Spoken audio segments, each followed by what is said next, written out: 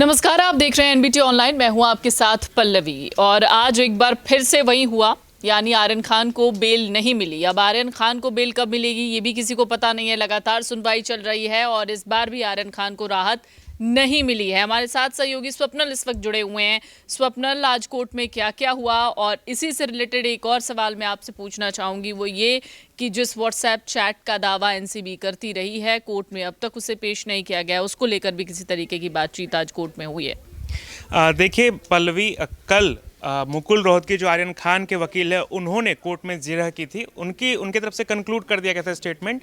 आज अमित देसाई जो अरबाज मर्चेंट के वकील हैं, उन्होंने और मुनमुन धमेचा के जो वकील है अली कासिफ खान देशमुख, इन दोनों ने आज अपनी तरफ से पैरवी की है कोर्ट में जमानत याचिका के लिए।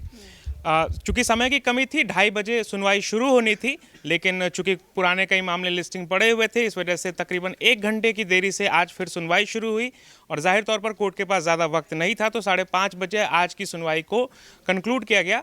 एएसजी अनिल सिंह जो हैं, जो एनसीबी की तरफ से पैरोकारी कर रहे हैं, वो अब इस पर कल यानी गुरुवार को 2:30 बजे के बाद इस पूरे मामले में अपनी तरफ से जिरह पेश करेंगे। आज क्या कुछ हुआ कोर्ट में? आज जब अमित देसाई ने अरबाज मर्चेंट को लेकर के अपनी पैरवी शुरू की, तो उनका पहला तर्क अरेस्ट मेमो से शुरू हुआ। अमित देसाई ने साफ साफ कहा कि जो अरेस्ट मेमो एनसीबी ने कोर्ट में भी दिया है और जो एनसीबी ने अरेस्ट मेमो तैयार किया है, उसमें कहीं भी किसी बरामदगी की बात नहीं है, उसमें फ़ोन जब्ती की बात नहीं है। और चूंकि फ़ोन जब्त नहीं हुए, तो आप व्हाट्सएप चैट्स को कैसे दिखा सकते हैं? क्योंकि एक पूरा प्रोसीजर होता है कानूनन कि अगर आप किसी को अरेस्ट करते हैं तो आप बताएं कि आपने उनके साथ पास से उस वक्त क्या क्या बरामद किया है, ताकि सबूतों के साथ छेड़छाड़ ना हो सके। और इसी का जिक्र अमित देसाई ने किया और अमित देसाई ने कहा कि आप इस पूरे मामले को देखिए अरेस्ट मेमो के आधार पर, इसमें सिर्फ और सिर्फ सेवन का मामला है। ठीक है, अरबाज मर्चेंट के पास से 6 ग्राम चरस की बात जो कह रही है एनसीबी की हमने बरामद किया है, उसका जिक्र अमित देसाई ने कहा कि उसके लिए भी हम ये नहीं कह रहे हैं कि बरामद हुआ या नहीं हुआ, क्योंकि ऐसा भी कोई सबूत अभी तक एनसीबी ने पेश नहीं किया है।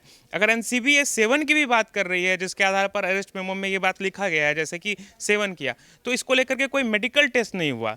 तो क्या ये सिर्फ कोरी कल्पना है एनसीबी की? क्या सिर्फ वो अंदेशा जताकर चल रही है कि हाँ सेवन किया था और इसलिए हमने अरेस्ट किया? और यहीं से अमित देसाई ने अपना तर्क आगे बढ़ाया और कहा कि आप सिर्फ सेवन के मामले में किसी को गिरफ्तार क्यों कर सकते हैं? आपको ज़रूरत ही नहीं थी यहाँ पर गिरफ्तार करने की, क्योंकि अगर कोई सेवन कर रहा है तो उसमें 6 महीने से 1 साल की सज़ा है। और अमूमन ऐसे मामलों में सुधार गृह भेजा जाता है। यह बात कल मुकुल रोहतगी ने भी कही थी आर्यन खान के लिए जब वो पैरवी कर रहे थे तब, कि ऐसे मामलों में आपको सुधार गृह भेजना चाहिए था, आपको अरेस्ट करने की तो ज़रूरत ही नहीं है। तो ये सारी बातें आज अमित देसाई की तरफ से कही। उन्होंने कोर्ट में बार बार ये कहा जज नितिन सांबरे से कि मैं बस यही कह रहा हूं कि मैं जो सेवन का मामला है जिसमें 1 साल की सज़ा है, उसके बिहाफ में ज़मानत मांग रहा हूं। मुनमुन धमेचा के वकील जो अली कासिफ खान देशमुख थे, उन्होंने जब अपनी बात रखनी शुरू की कोर्ट में, उन्होंने 2-3 बातें बहुत ही महत्वपूर्ण कही हैं जो दर्शकों को हम बताना चाहेंगे। उन्होंने कहा कि मुनमुन धमेचा मॉडल हैं, वो इनवाइट पर क्रूज़ पर गई थी। जैसे ही मुनमुन धमेचा क्रूज़ पर पहुंची हैं, उसके 2 से 3 मिनट के बाद अधिकारी जो थे एनसीबी के, वो वहां पहुंच गए। मुनमुन धमेचा जिस कमरे में थी, वहां से जो उनके वकील, उनका कहना है कि मुनमुन धमेचा के पास से आपको कोई ड्रग्स बरामद नहीं हुआ। ना ही मुनमुन धमेचा की जब वहाँ पे पूरी तलाशी ली गई थी तो उनके बैग से या कहीं से कुछ मिला। एक चीज़ जो वो बार बार कह रहे हैं कि मुनमुन धमेचा के साथ उस वक्त उस कमरे में सौम्या और बलदेव, ये 2 और शख्स मौजूद थे। एनसीबी को अगर संदेह और की बिना पर ही गिरफ्तारी करनी थी, तो फिर सौम्या और बलदेव को गिरफ्तार क्यों नहीं किया गया? इस पर कोर्ट ने पूछा भी कि क्या आप मुनमुन धमेचा पहले से सौम्या और बलदेव को जानती हैं? तो उन्होंने कहा कि नहीं, ऐसा कुछ नहीं है, हम उनको पहले से नहीं जानते, उन्होंने बस इनवाइट भेजा था तो उनको हम जानते हैं। एनसीबी अगर ये कह रही है कि हम जब वहाँ पहुँचे थे, हमने छापेमारी की, तो जिनके पास से जो बरामदगी हुई, पेपर रोल की बात आई थी जब हमने पहले दिन इस रिपोर्ट को कवर करना शुरू किया था 2 तारीख को, तब ये बात आई थी कि एनसीबी को कई कमरों से पेपर रोल मिले जिसका इस्तेमाल ड्रग्स के सेवन में किया जाता है। तो मुनमुन धमेचा के वकील का कहना है कि ये पेपर रोल तो आपको सौम्या के पास से मिला था, आपने उनको अरेस्ट नहीं किया। अगर संदेह के बिना पर ही अरेस्ट करना था तो उस क्रूज पर 1300 लोग थे, 1300 लोगों का आप अरेस्ट करते, आपने सिर्फ सेलेक्टेड लोगों को क्यों गिरफ्तार किया? तो कहीं ना कहीं एनसीबी को सवालों के कटघरे में खड़ा किया है आज अमित देसाई ने, मुनमुन धमेचा के वकील अली कासिफ खान देशमुख ने, और यही काम कल मुकुल रोहतगी ने भी किया था। लेकिन इन सब के बीच फंसे हुए हैं आर्यन खान और उनको अभी तक जमानत नहीं मिल रही है। जिरह लगातार कोर्ट में चल रही है, लेकिन सवाल ये है कि आर्यन खान को राहत कब मिलेगी, क्योंकि इससे पहले जब हम बातचीत कर रहे थे इसी मसले पर तो लग रहा था कि आज ही वो वक्त होगा जब आर्यन खान को जमानत मिल सकती है, लेकिन ऐसा हुआ नहीं। अब कब सुनवाई है और क्या लगता है जब सुनवाई होगी तो इस बार जमानत की उम्मीद एक बार फिर से कर सकते हैं? देखिए, अब कल फिर से 2:30 बजे के बाद सुनवाई होगी। कोर्ट में थोड़ा हल्का माहौल भी हो गया था जब आखिर में जज ने बोला कि हम कल इसकी सुनवाई फिर से करेंगे। तो चूंकि आज भी देर से सुनवाई शुरू हुई, 1 घंटे की देरी हुई थी, तो उस पर अमित देसाई ने जज से पूछा कि कल 1:30 बजे, तो जज नितिन सांबरे ने कहा कि नहीं, 1:30 बजे के बाद। तो इसके बाद पूरा कोर्ट एक तरीके से ठहाके लगाने लग गया।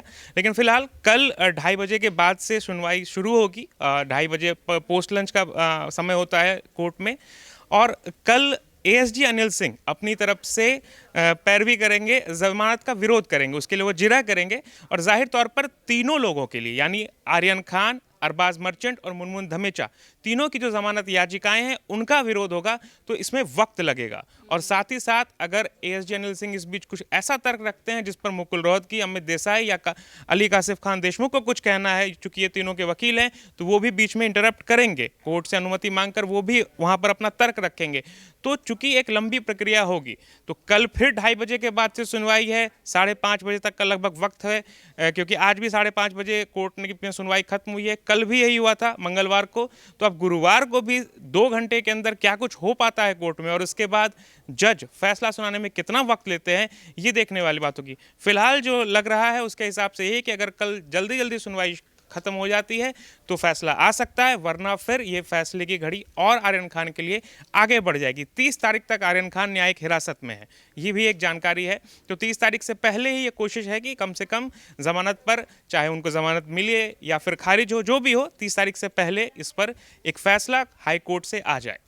बिल्कुल। और देखते हैं कि आर्यन खान इस बार अपनी दिवाली जो है वो अपने घर पर मना पाते हैं या नहीं, क्योंकि फ़िलहाल तो जितनी भी बातें चल रही हैं सुनवाई के दौरान, जितनी जिरह चल रही है, उससे लग नहीं रहा कि उन्हें अभी राहत मिलने की कोई उम्मीद है, क्योंकि लगातार उम्मीदें यही जताई जा रही थी कि हो सकता है कि उन्हें अगली सुनवाई में राहत मिल जाए, यानी बिल हो चुके हैं आर्यन खान को। 24 दिन से वो कैद में है। 2 तारीख को हिरासत में लिया गया था, तो 24 दिन से वो हिरासत में है, कैद में है।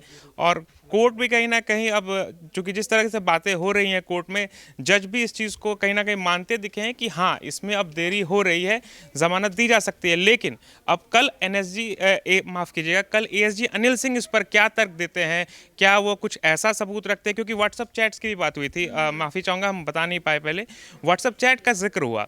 एनसीबी ने अभी तक कोई भी व्हाट्सएप चैट जो उनके पास आए हैं वो रिकॉर्ड में नहीं रखे हैं कोर्ट के। तो इसलिए अमित देसाई ने भी, मुकुल रोहतगी ने भी, और मुनमुन के धमेचा के जो वकील हैं मिस्टर खान, उन्होंने भी यही कहा कि जब तक कोर्ट के पटल पर वो व्हाट्सएप चैट्स नहीं रखे जाते, हम विकलांग वाली स्थिति पे हमें पता ही नहीं है कि एनसीबी के पास क्या बरामदगी है, वो क्लियर कट कुछ बता ही नहीं रहे हैं।